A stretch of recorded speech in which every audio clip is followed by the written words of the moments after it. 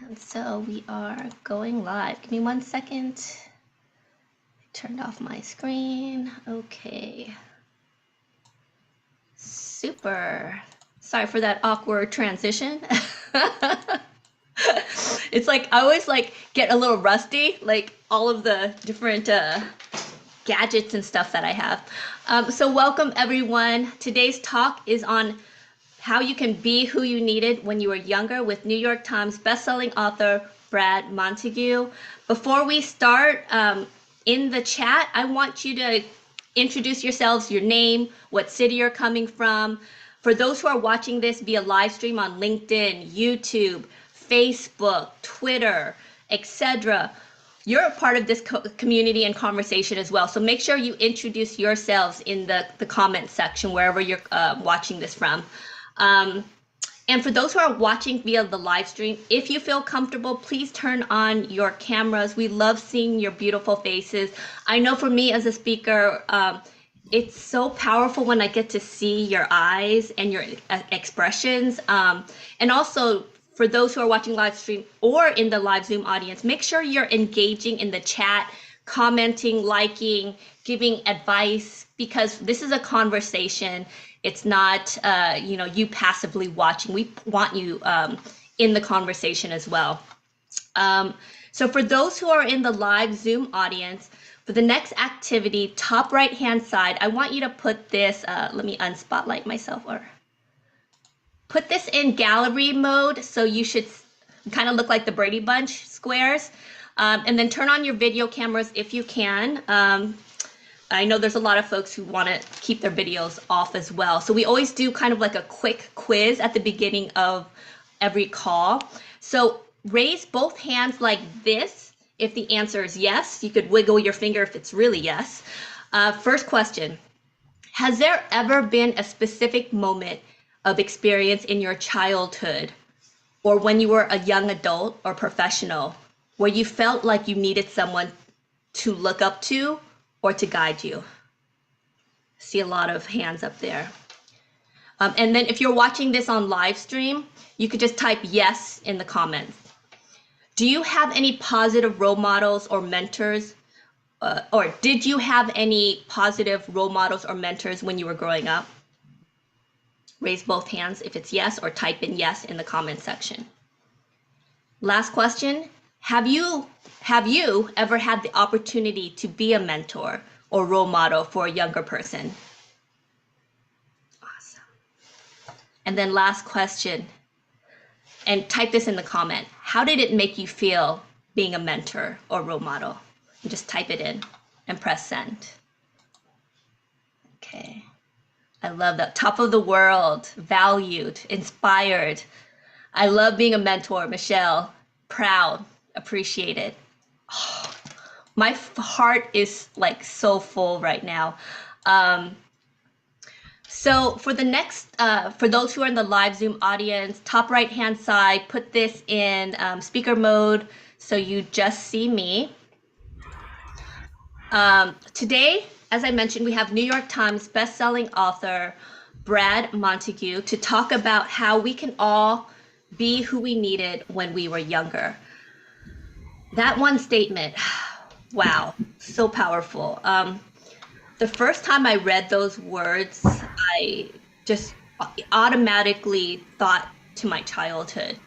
I love my parents, but because they were refugees, because they were trying to raise a family of 5 in a world where they didn't even speak the language, it was a little rough. And so I didn't really feel like I had the type of support I needed when I was growing up. So I was constantly searching for those role models, those mentors, especially when I got into the corporate world. And I was always looking for a mentor. And I found a lot of people that helped along the way. But I never really fully felt like I found that person, if it made sense. I think I found inspiration and lessons and guidance in small pieces and small doses. And I think it's why it's so valuable that we have the Brad Montagues of the world, for us people who are always kind of searching for that role model, that person to inspire us. Um, I'm gonna introduce him in a second, but one more activity before I do the introductions. In the chat right now, or if you're watching this via live stream, put it in the comments. I want you to type in the answer to this question, but I don't want you to press send till I tell you, okay? So answer this question in the comment or chat right now. What's the one thing you wish someone had told you when you were younger that could have made a positive difference in your life? What's the one thing you wish someone had told you when you were younger that you think would have made a positive difference in your life? I want you to type that in right now. I'm going to count down, and we're going to press send at the same time. Okay? 5, 4, 3, 2, 1. And hi, Will Sullivan. I'm proud of you. It's okay to mess up. That can be me, and you can be you, and no, you don't have to be anyone else. Trust yourself. You have value. Life doesn't have to be hard. Love yourself. Oh, I think I'm tearing up, guys. Sorry. I'm like really emotional. That there's a lot beyond what you think of yourself right now. Stay high. You're good. Everything's going to be okay. You matter. And Cindy, I think you have a colleague that's in the waiting room and she can't get in. The link should go directly in there, but I'll try helping. If you can just resend her the link, Cindy, she should just be able to go in. If not, I think there's a password, super sensitive password, 1 2 3 4 5 to get in. Awesome. Okay, so thank you everyone for this. This is so powerful. I mean, just seeing some of those comments, I wish I had those lessons when I was growing up. So let me introduce Brad right now. I want to share my screen real quick because I made a little PowerPoint for him. Don't worry, guys, it's not going to be boring. Okay, awesome. Let me find this. Sorry, I'm having technical difficulties. Okay, so you know he's special when I make a PowerPoint presentation for him. So Brad Montague is a writer, a speaker, a director who is known for creating uplifting and inspiring content for children and adults alike. He is also the founder of Montague Studios with his wife, Kristen. Sorry. It's like I'm trying to do 10 things at once. Sorry. He's also the founder of Montague Studios with his lovely wife, Christy. They're on a mission to create stories that cultivate empathy and imagination in kids and former kids. With their work, they strive to joyfully rebel against the ways things are and attempt to create a world as if it should be. In 2012, he started a project called Kid President with his younger brother, Robbie, which featured a series of videos featuring a young boy named Robbie Novak, who offered encouraging and humorous messages to viewers.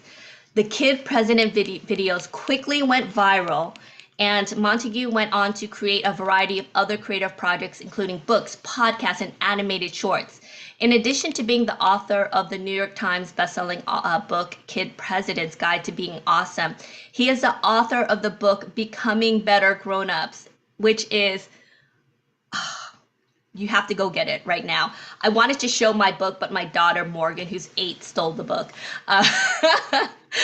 It encouraged readers to embrace their creativity and childlike wonder, and he's also worked with a variety of organizations to promote kindness, empathy, and compassion. He followed this up with my daughter's favorite book, The Circles Around Us, and he wrote this in 2021. And I am so excited to announce that he recently released the fantastic Bureau of Imagination. Make sure you go to Amazon, any bookstore retailers, and get it right now. And after you read it, make sure you comment and you share and you gift the book, because that's how we support writers and authors. As a writer and director, his work, ooh, sorry, his work has gained over 900 million views. It's been translated into countless language and captured the attention of people like Tom Hanks, Beyonce, and even the Obamas. Brad can currently be seen as a host of the new television series The Kindness Project on the Magnolia Network and Discovery. And I'm going to introduce him in a second and start asking questions. But before that, I want to kind of tell a little kind of quick story of how I met Brad. So about a year ago, I was just surfing the web and I found this image. It was a photo of this man. I didn't know who he was at that time. And there was a hand scribbled note on the big screen that said, "Be who you needed when you were younger." I didn't know who he was at the time, but the words moved me. Like, I can't even explain. So I wrote a post. I won't read you the whole thing, but the summary is this: we can't change the past, but we can change ourselves and our actions. You have the power to be the person you needed when you were younger. And when you break the cycle, you change yourself and those around you. So let's break some generational curses today. This is how we change the world. So without further ado, woo, drum roll, Brad. Hey, Brad. Hello. Hi. Let me find you and spotlight you, because there's so many people here. So I sometimes takes a while to. Hi. Okay, so this is the best. You, Well, I'm you so are the excited. best. Like you're You're the so best. gracious. You're so kind. Your community is just like this is a dream. I'm so happy to be here. Well, you're a fellow raindrop now. So I call our community raindrops because I believe that we are all like raindrops. Everything we do seems small and inconsequential, but when we come together, we become the ocean. And it's this ocean that creates ripples, and these ripples that create waves, and that's how we change the world. And so you are also a raindrop, just as I am a Ah, raindrop. again, the best. That is you. Awesome. Thank you. So I'm so excited to have you here. I mean, your work has changed so many lives. That just that one quote, "Be who you needed when you were younger," that is so powerful. What inspired that quote, "Be who you needed when you were younger"? And what does that mean to you? It's fascinating how that like has run laps around the internet. Like that image of I was giving a talk to a room full of educators, and anytime I speak or do a live event, I love to make it as personal as possible. So I handwrite my slides, and I want it to feel like a person made this. And so one of the teachers in the audience took that photo, and it's me, standing in front of the "Be Who You Needed When You Were Younger" piece. And then what's been really interesting is all the, your beautiful response about the generational curses to be broken and all the healing that can happen when you think about that. It's this phrase that unlocks something for people because I think they hear it and they think about being a reflection of something they had or a reaction to something they didn't. And that's really a great starting place because it takes you back to who you were when you were vulnerable, who you were when you were small, who you were when you were so young, still in your formative years, like this place where maybe there was somebody who showed up or maybe there's somebody you wished had shown up. And it kind of activates this really meaningful part of us that wants to live with purpose, that wants to live as an expression of love. And so it really roots us in something that's deep in our bones. I care about this. I want to be this for somebody. And it's interesting to hear you talk about how it's resonated with you because of what you had and also wished you'd had. Like I see you living that out. I see you Yeah. creating that community and being of service and creating ways in which people have help and guides. Like it's you are an example of that exact phrase, be who you needed when you were young.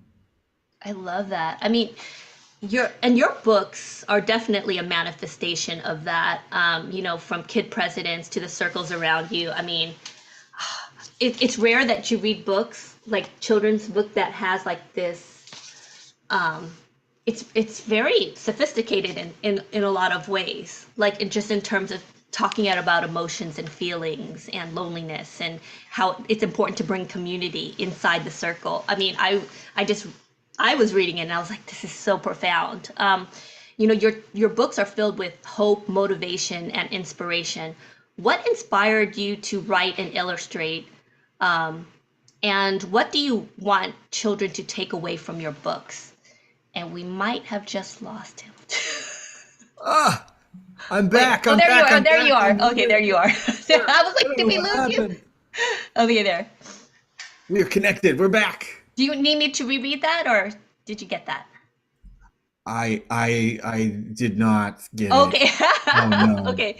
There was a So, question. so your books are filled with hope, motivation, and inspiration. What inspired you to write and illustrate, and what do you want children to take away from your books? Oh, yeah. Well, um, there's this in the Kid President pep talk, there's a line from Robert Frost where I had Kid President say, um, two roads diverge in a wood, and I took the road less traveled, and it hurt. Like there were rocks and thorns, and it's like not cool, Robert Frost. And I included that because I had been reading a lot of Robert Frost, and that line is like, thing you've heard over and over. And I've always loved his work, always loved lots of poetry. But he had a thing where he talked about where poems come from. And he said that poetry begins as a lump in your throat. That there's this for him, a poem came, this thing inside him that had to come out, like a lump in the throat. And we don't think about happy little picture books as coming from a lump in the throat, but it truly does. It's this expression that had to be made. And all of my work is kind of that because I didn't consider myself a director before Kid President, but it was like this thing I had to make. And the books, I didn't consider myself a writer, but it's like, I gotta say this, and I don't know how else but a book. And my drawings, I wish I could draw horses that didn't look like potatoes, but I draw them, and that's the way they look. But I have to express it, and so they come out that way. And so it begins as this deep lump in the throat of, oh, I wish every kid knew how much they mattered. I wish every adult knew how much they mattered.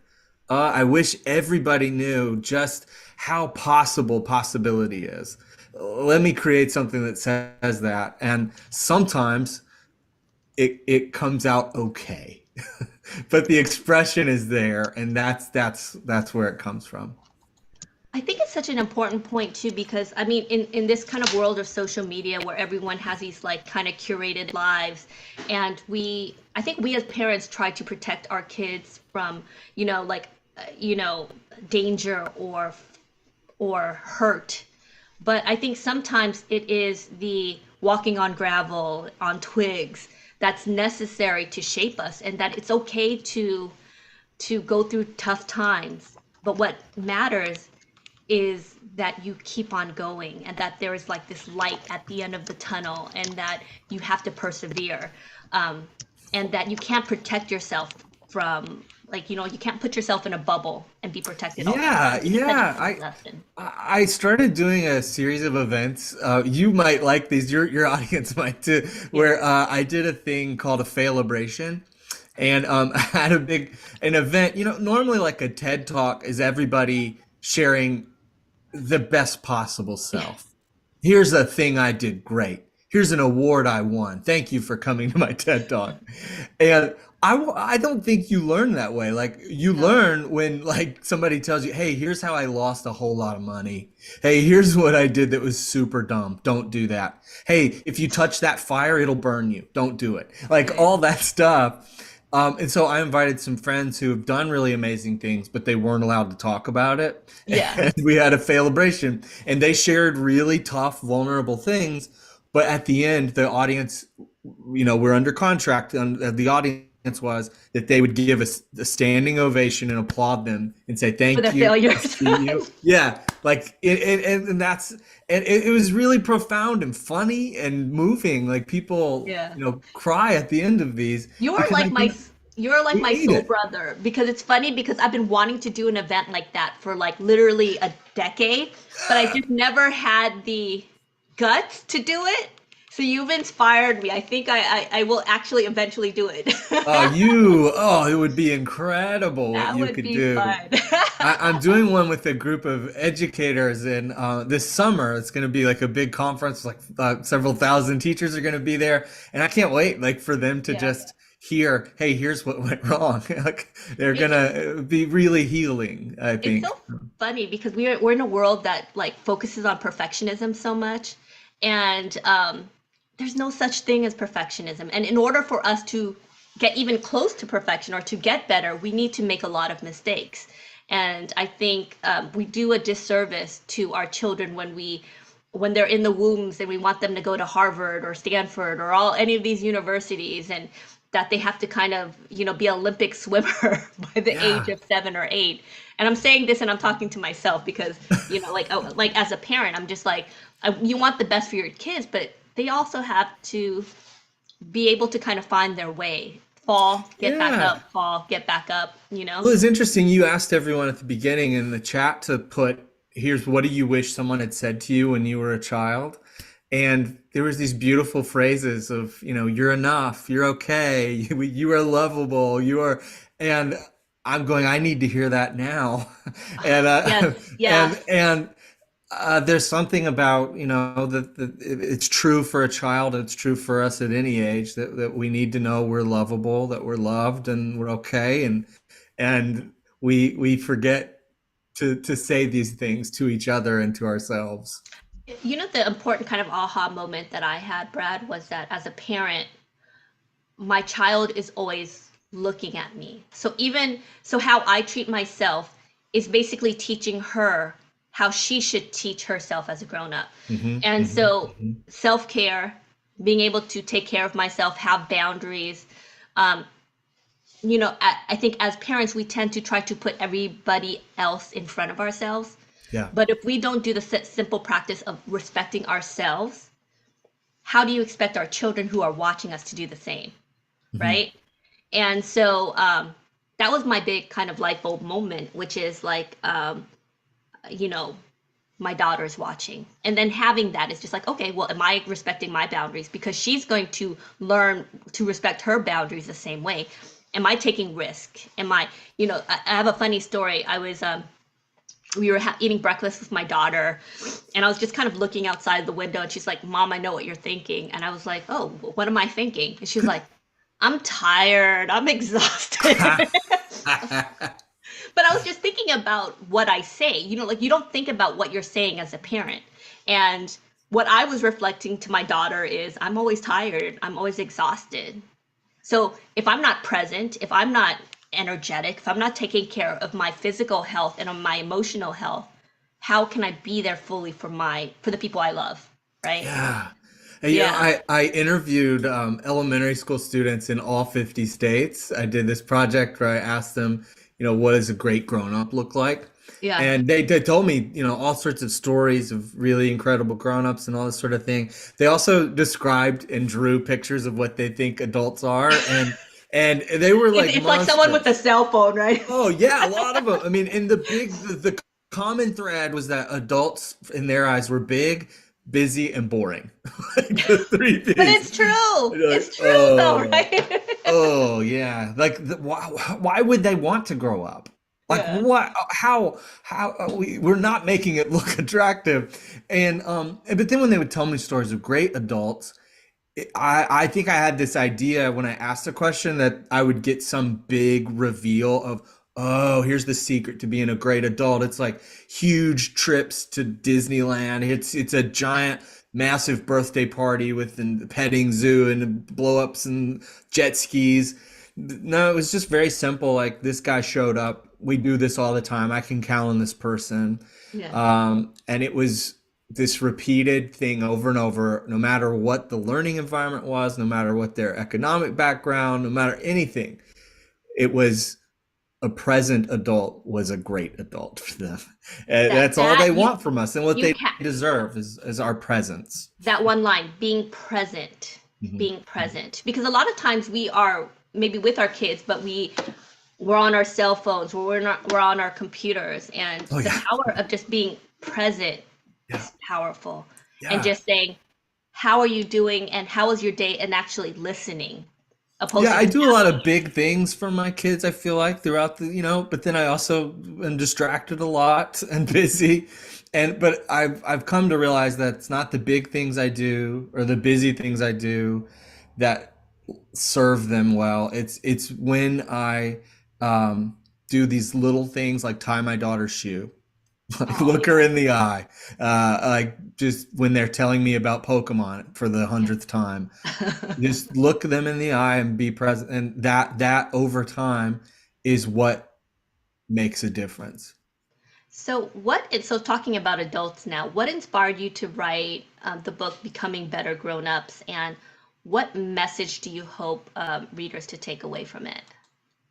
Yeah, so with Kid President, I found myself that we ended up being in schools all over the world, and I got to visit and be with lots of teachers, and I loved it. It was so revealing to me. Like one of my original when I went to school, I originally was an education major. I wanted to be a fourth grade teacher because my fourth grade teacher completely changed my life. So I thought I'm going to teach fourth grade. And then I found out I'm not going to be so good at this. I'm more concerned about making the videos for the school or writing the story. It wasn't going to be a good teacher. And then so getting to be with classrooms, I want to do this more. When we did a book tour for Kid President, and so then I went on a tour, a listening tour, where I visited elementary schools all over the country, and I was able to interview kids. And then I thought I also really want to hear from these people who've grown up. Like I want to be a good grown up. I just become a dad for the first time, and I was like, I've got to figure this out. And so I found that not only listening to kids, but I spent time with people in assisted living facilities, people who are over the age of 100, and I asked them, what's the secret to living? Like how do you do this? Not just how do you not die, but how do you arrive at this older age and have peace and joy? And their answers were not so dissimilar from that of the fourth graders. It was very much about presence, and there was this profound sense of presence when I'm with those who are over the age of 100, and I'm asking them, what does it mean to live a good life? Like, how can I be a great grown up? And they tell me, to love people, to love well is to live well, to serve is to live, is what one woman, she was 103 years old, and she said, every day I think, thank you. And now let me do something for somebody else. And that was infectious. She was younger than most people I know, and at the age of 103, it's because she's constantly living out of gratitude. It reminds me of there's a hospice nurse, Bonnie, I believe it's Bonnie Ware, I believe, and she basically interviewed people. What are their five most biggest regrets? You know, Right, right. before passing away, and the number one was not living their lives, but what other people wanted for them. So that Yes, biggest regret yes. was not living the life that they wanted to live, right? So it's kind of interesting that you took it from the other perspective, which is, how do you live a full life? Hmm. So there's two quotes from the book that I was thought was very profound. I'm going to share this just because it moved me so. One was this: we need to stop waiting for permission to be the people we were made to be. That just, yeah, that was powerful. And the other one was powerful for me was this one: we were all born creative, but sometimes we forget that along the way.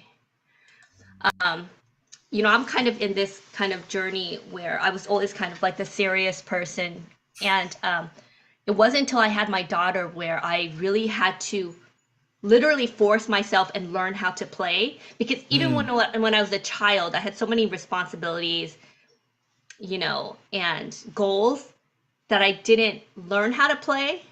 And so it's only now that when I had my daughter, I was like, I need to be conscious of learning how to play. And in that process, I became more creative.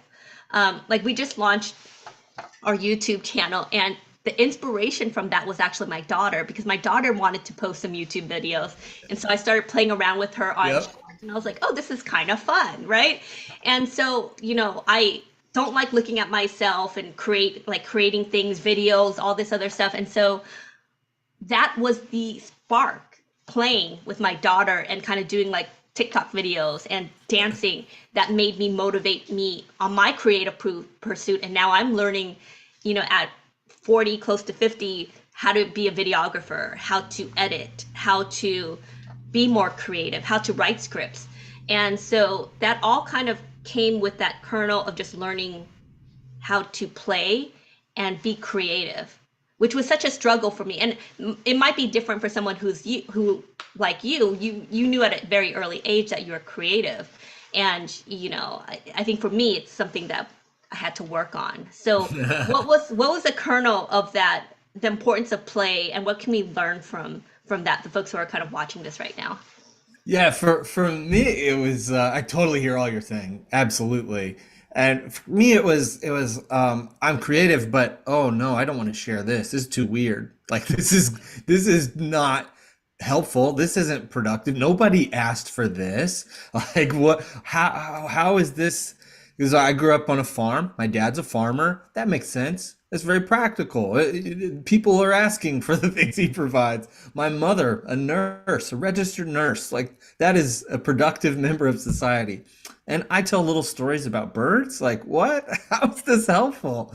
And it's growing into beginning to see that there's so many things that I had mistaken as childish that were not, that were instead childlike. And that there are these things that are childlike that we need, that we should have, that we should be. We need to be um, open and full of wonder. We need awe. We need to play. To be childish is something we see plenty of on and out and about in the world. We don't need more childish adults, but we do need more childlike ones. And I think we're at our best when we are childlike, and that's when we are playful as well. Like Karita Kent is a painter who I love. Sister Karita Kent did these really beautiful, bright, colorful works where she her faith was mixed in with the paint and the work. It was just she's an incredible artist. And she has this word that she described to her students that she wanted them to arrive at when they were creating, and it was to plork. It was this great combination of play and work that, like, when you're plorking, that's when it's really good. And so it's always getting to a place where because you can become so obsessed with the details and perfection that it's homework. It's just like there's no love in that. It's just doing work and assignment. And there's play. If you're just playing, that's fine, but you're not arriving. There's not this mixture of purpose with it. So Plork has this. I love that idea, and I love when I feel that in somebody's work, when you can see it, that maybe the lines are a little looser, or maybe you can see that they took joy in the creation of it. That's contagious. That's part of why I do hand draw my slides for presentations when I speak, because I want the whole talk to feel like this was created out of love and joy. Like this person didn't do this as homework or as an assignment for us. This is a gift to us that he created from joy that's going to create more joy. Like that's where the play comes in. So I being love. childlike in that way, I think is contagious. And also what's really fun about the kind of work I do is like I used to be really nervous about going to big meetings where there'd be a bunch of people in suits. Like when I visit a TV network and have to pitch a project, I would feel so out of place. But then when I started to ask them about, so who did you have that was your favorite teacher when you were a kid? What was your favorite toy? Or what was your favorite picture book? And they return to this childlike state. Yeah. Like their posture changes, their eyes change, they smile, they laugh. Yeah. And it's almost like I've pulled off this robotic suit that they've covered themselves up in, and you get to the real person and they start telling you about, oh, I had this rabbit that I loved as a kid. Or, oh, I read this book. Oh, my favorite teacher was this. And they become lighter. They become playful. They become childlike. They become who they're Well, meant to well, be. well, piggybacking on that, you did a web series where you interviewed world leaders using tin cans with strings attached to it. Yes, Um, yes. First, why? And what did you learn from that experience? Yeah, I mean, it was so fun because, we're talking to the Secretary General of the United Nations, and, and you hand him a tin can and some string, and there's this confusion, but also this delight of, well, I haven't done this today. And then, as they speak to me using like the same technology they would use on a playground or in a backyard, um, they loosen up and they would actually say things they wouldn't say otherwise. Celebrities is the same way. It was people who'd been on the covers of magazines or they've won awards. We were playing in the interview, they felt at ease, and it also was somewhat terrifying for them, I could tell as well, because a child would be interviewing them as well. Like I would do the pre-interview and then the child would come in and do, ask bonus questions. And they know like a kid's going to be real. A kid's going to not necessarily stay on script. And so they had to stay on their toes and be honest. So your work really focuses a lot on kindness and empathy. How do you think we can encourage these values in a world that seems so divided and polarized? That's the constant question, right? Like that's um that's what we're here to do. Positive cultural disruption, to show up as humans and remind each other we're humans just who long to be and deserve to be loved. And so even on whether it's on LinkedIn or YouTube or Instagram or TikTok or wherever, these algorithmic things, we have compassion and we show up with heartbeats, and we must it is our work to be human and share that and love through whatever it is we're doing. Khalil Gibran said, "Work is love made visible." So, like, I found that to be true. That whether you work in a post office or in a um, as a public servant in some way, or a creator, or running a business, your work can be love made visible. And so when you do what you do, and you do it out of love, from love, with such love, it is contagious. And we can only hope it's received with that same love. Well, I think Um, what's powerful too is that when you give love, you get more love back. You become a more lovable person. Like people expect love or they want love, but they first have to do the first part, which is to be a loving person. I mean, and not that it's necessary that you need this in order to get love, but I think it's like yeah. in life, what we put in, the energy we put in, we get out.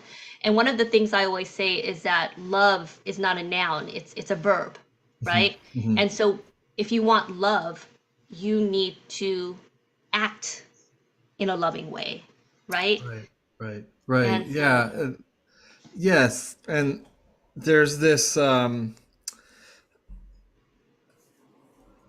a project that I did this past year with the Magnolia Network that's called the Kindness Project, and there was this struggle at the beginning where we were going to be doing projects that would um, surprise people. They Yeah. wanted to do kind acts for people, and there was this kind of anxiety from some of the people on the ground going, I don't know if this is going to work. And and um, I had to remind everyone that we can't operate from a place of, well, I don't know if this is going to work. Like, I don't know if people are going to care. Because yeah, they may not, but that doesn't mean we shouldn't be kind. Like, it doesn't mean Yeah. that we shouldn't do this. We, And joy and love and hope are, they defy mathematics. Like, yeah. they do not diminish when we share them. Instead, they grow and they multiply. And so we're going to show up and do this. One of my favorite writers is this farmer and poet in Kentucky, Wendell Berry, who is wise beyond years, and he writes about, when he talks about people, he talks about a community as a membership. And that, I love that idea, because the way we all are to each other is members of each other. And there's the only difference in who's in and who's out is those who realize they're members and those who don't know it yet. It's almost like our job is to tap each other on the shoulder and go, "Hey, you're in." Yeah. Like you did at the beginning of this. You're like, "Hey, you're a raindrop. Like, you're in this." And I'm like, "Oh, yeah, okay, I'm You're in." part of the community too. I Yeah, love and that. like, it's just our part of our work is just to constantly let everybody know, "Hey, you're in." Like, yeah, you're in the club. You're One of part of the us. You one of the belong. things that it's funny because I you had posted on LinkedIn probably like a month ago when you were promoting your book. You're like, this is the part I don't like is Oh yeah. promoting myself. Yes. And I had replied to you and I was like, this is the thing. It Whenever I think about self promotion, it feels icky to me. But Your when I response, read, I yeah, screenshot and saved it, put it in a yeah. folder on my phone so that I could remember what you wrote was so helpful. But it's just basically about how can I help this one person that's reading it. And if you just focus on that, it doesn't matter how many people you impact. Because if you could change one life or it can make someone's day, you've already won the battle, right? And Mhm. so your books are so powerful. Like my daughter has reread this a million times, but it's also she's going to take those stories with her Yeah. for the rest of her life. And so it is behooving to of you, Brad, to promote the work that you do because there's so much goodness in it and it has the potential to change thousands, millions of lives. So you need to do it, right? Um, so Thank you. I'll open this to questions from the live Zoom audience in a second. And if you are watching it via live stream on YouTube or LinkedIn or whatnot, you can ask it in the comments, and I'll try to check on some of those questions. But before I ask this, open it up, I want to ask you this question. We all heard of the trap that hurt people hurt others, right? Hurt people hurt people. For people who have overcome difficult experiences, how do we use our pain to be a force of good in the world? Hmm. Yeah. There's a thing I've noticed in some of the most helpful, joyful, loving people is that they have been hurt, and that because of that, they operate from a place of deep understanding, deep knowing, and they chose to live life in a creative response to that, in a generative response to that, in which they said, I don't want anybody else to feel this. I don't want anybody else to go through this in the same way. They allowed that anger or hurt and whatever those challenges were, they were allowed them to become something that transformed into a joyful healing for others. And I think those people also walk with a deep knowing that there's sadness, but also a deep knowing that there's hope, and that they hold that tension in a healthy way that invites everybody into it. I'm absolutely floored by some of the wisdom of even kids who have gone through traumatic things and yet come through that with an urgency to let others know you're okay, you're part of this. It's possible to get through this. There's something so incredible about humans sometimes that we can go through things and feel things and say, okay, I want to help others heal, to heal and help others heal. And that was what I discovered about the best grown-ups. And I put in the book, the Becoming Better Grown-ups, is that when I saw a great teacher or an uncle or a neighbor or anybody, they were people who had healed and were committed to helping others heal, had grown and were going to help others grow, had flown and were flying and wanted to help others fly. And that's what we're here to do. And I think the powerful thing too is that it elevates your life. Being kind helps you, even though most of the times that's not the reason why you help. Um, your day gets better, opportunities open up for you. It's, you know what I mean? There's so much benefit to it. And Yeah, it as feels some, it feels ridiculous to say, "Oh, it's the most selfish act is to be it's selfless," no, and exactly. yet that is true, and it's not the you're not doing the right thing for the wrong reasons. You're just doing it, and yet it does come back. I have some great comments in the comments. Michelle Cordy, it takes one person to create the ripple effect in the universe. Amen to Mm. that. Joanne Walker, this quote is bang on. Loved people, love people. That's awesome. Mm.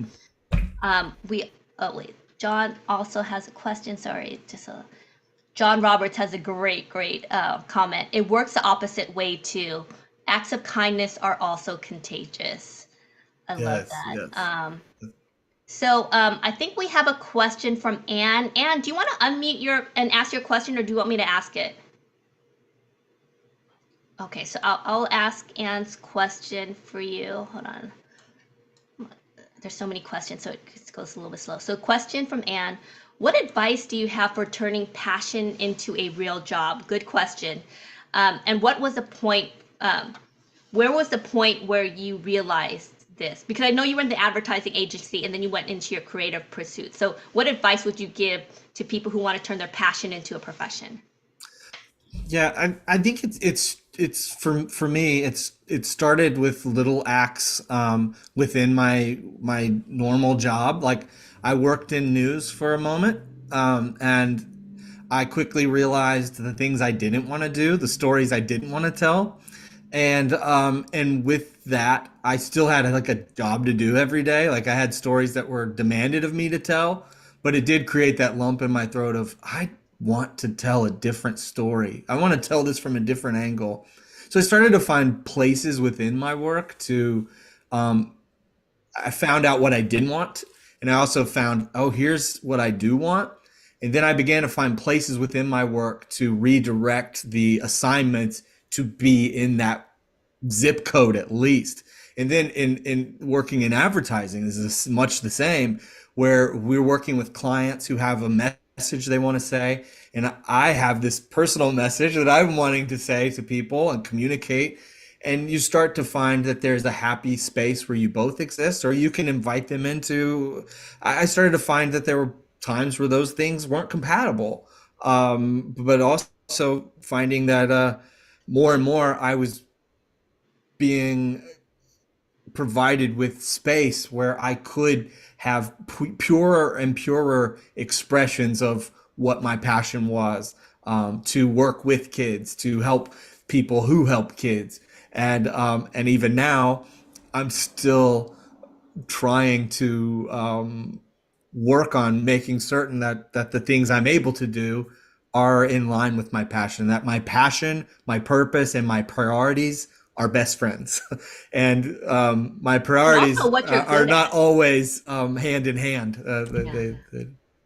But and I'll add to that too, also what you're good at, because this is something that's very natural to you, just from talking to you. This is like, because I think you also have to kind of have an element of being good. Like I wouldn't make a good singer, just because I can't sing, but like you have to kind of have like an ability too, I think, or you develop that ability, you know. Right. Yeah. There's Um, the craft element that, and, look, I mentioned earlier with illustration, it's not being something that my illustrations don't necessarily look like exactly like I want them to all the time. And so, like over the past couple of years, I've been working and trying to hone that craft to get better and stronger and be able to do what I do.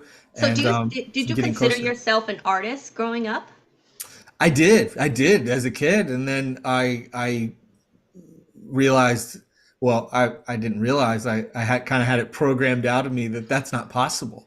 Like, like I never thought it was possible for me to do a picture book. I To just make thought a that's live, something but other to people do. make a living out of what Yeah, you I love, always right? wanted to, but I mean, my dad's a farmer. Like we farm. My mom's a nurse. Like those are jobs that I'd heard of. I Yeah. had never met a real adult who did creative work. And then I saw Charles Schultz on TV drawing peanuts, and I was like, "Whoa, a person does that as a job!" Like, and then those people became my heroes, and now I've sought them out and to be my teachers. There's a an author illustrator right now, Peter Reynolds, who I've looked to him and said, "Hey, I need your help." Like, Yeah. I don't know, I never had an adult around me who knew how to who did what I loved. Like, teach me, help me. Yeah. That's awesome. I think Will Sullivan, you had a question. Will, do you want to unmute and ask your question? Sure. Hey, Lan. Always great to be Hey. here with you. And hey, Brad. Love the conversation. I've been exploring this notion of understanding when you're not welcome in the room, right? So you talk about vulnerability. You've talked about all that you do. Do you have a technique or something that you do to pull someone out who doesn't want to receive your message, or know that I'm probably in the wrong room and that's okay? I just would love to know your thoughts on that, because I think it's important to teach children that as well. I don't know your thoughts. Maybe you need another show on this, Lan. I don't know, but I really want to know a quick reaction to that. Thank Good you, one. Lan. Will, it's very good. Okay, wow, that's a great question. Where did that bring up for you? Well, my thing is if your message isn't going to be for everyone. And I one of the things that helped me is it's not my job to change anyone's mind. And first, as adults, it's next to impossible to change someone's mind first of all.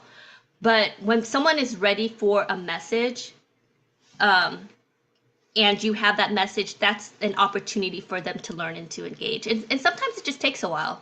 Maybe when I was younger, I wouldn't have been able to understand, or your content might not have resonated, but it resonates now. And I look at it, and it's so powerful. Um, but I think it's just you do good in the world, but also why focus on people who are resistant to change if there's a whole world of people who are hungry for what you want to say, if that makes sense. Yeah, yeah. There's a couple of places where I've absolutely felt this in recent years. There's the online space where, you can never predict where your work will end up and how it will be received. So there's places in which it's misunderstood, or where it's totally understood and just like, I don't like it, or someone will. And so in those spaces, I've grown to be able to understand that, oh, it's, nothing is for everyone, and that there's different perspectives. And there's spaces where you're working with people directly, looking them in the eyes and knowing they don't want me here. And that is never a good feeling. Especially I'm a big Care Bear. Like I want everybody to like me, and for them to not, it just like would get under my skin. And there's a couple of ways in which I've thought about it that help me. One is David Dark is a really brilliant mind who lives and works and writes in Nashville, and he describes it as a robot exorcism. And in working, he's talking specifically of working with people who have, ideological differences, like maybe it's in the political space or something, and that imagining, I think I alluded to this earlier about somebody in a big robot mech suit, and you are trying to get all of those mechanisms of power away and just speak to the human. Like, can I get to the, okay, yeah, you're using this language, you're using this divisive thing, whatever. Let's talk as people. And if you can get to that humanity, then we can have a conversation. There's he even tells a story about in the civil rights movement. There was someone who said that we must have the imagination to see each other as people, and that we can imagine all sorts of terrible things, but sometimes we forget to imagine that we're actually talking to fellow people who have feelings. So that has been helpful for me, and to know that there are places in which I belong, places in which I've made to feel I don't belong, but I can always create a space in which I can be in charge of, in which I say, you're in, I you love belong. that. Well, you totally belong here. Oh, it means the So world. I have a final question from Rajat. Rajat, do you want to unmute and ask your question? So this is in response to your pork, which is Pork. play work. Pork is Uh, a totally different thing. It's um, edible. Rajat, do you want to unmute and ask your question? Or if not, I'll ask it for you. Okay. So his question is, how do we avoid halt, which is hungry, angry, lonely, tired? Um, so like, it's hard, and I totally get it. It's hard to be kind. It's hard to be patient when you're hungry, angry, lonely, and tired, right? Yep. Yep. And the thing I found is you can avoid it. Like, you will become hungry. You will become angry. I have become all of those things, and those become signals to me that it is time for me to take a nap. It is time for me to have a little snack. It's time for me to rest and refill, so that I can show up in the way that I want to show up in the world, as light, as hope, as all of those things. But there's just times where I'm not going to be able to. What's hard is that as a parent, even if you even if you do feel those things, you still have to show up and fix dinner. You still have to show up and do all the things. Um, and that's where we must be patient with each other, dear humans. I love that. And so, kind of closing up, tell us about the book that you have coming out, and also you have a new show that's coming out on Magnolia TV. For those who, for the book, buy it now. Go on Amazon or whatever bookstore, buy it now. Make sure you comment on it, you share it, you buy the book for others. That's how we support writers. So, Brad, the Fantastic Bureau of Imagination, buy it right now. Tell us more about what you're doing, projects you want to promote, all that good stuff. Oh, How we can thank find you. you. How we can find you. Thank you. So, Brad Montague. Here's my name. I am Brad Montague. I'm on Instagram most of the time. Here on LinkedIn occasionally. I have an email newsletter called The Enthusiast. Comes out every week. That's been a really fun community to build. And with our books, I'm doing a lot of speaking. I love gathering with groups to help them work through how to do wonder work, which is the kind of work you do when you're full of wonder, when you're childlike. It allows us to unlock the best possible version of ourselves and what we can bring to the world. So I've been able to work with some really fun companies and groups on doing that. And with kids, we're working through how to be part of the Bureau of Imagination, which is living in a space of possibility. And I'm doing a project where kids are going to be designing a city. So there, you can go to wondersparks.com, where there's free resources for parents and educators, where they can take the book and they can do an activity. They can dream up what's the best possible future. How do we live in it? Because Peter Drucker said that the best way to predict the future is to create it. And so I'd love for kids to create a great future for us. So that's what I'm I trying to love nurture. that. I'm so excited. So, folks who are in the live Zoom audience, show Brad some love. Turn on your videos. Unmute yourself. Unmute yourself right now. Turn on your videos. Even the shy people, turn on your videos because Brad deserves a round of applause. Woohoo! Brad! Turn on your videos. Come on. Woo! Thank you so much, Brad. That was so powerful. I am so excited about the work you're doing. Thank you for being, now you're part of our Raindrop community. Folks on the line watching this live stream, make sure you buy the book today. Support, follow. This is good stuff right here. And especially for those with little kitties, this book has been a game changer for my daughter. Okay, well, thank you so much, Brad. Thank you, everyone. See you guys all at the Thank next call. you. Oh, and make sure you subscribe to our YouTube channel. We'll be posting Brad's interview probably next week or so. Okay? Thanks, everyone. Bye-bye.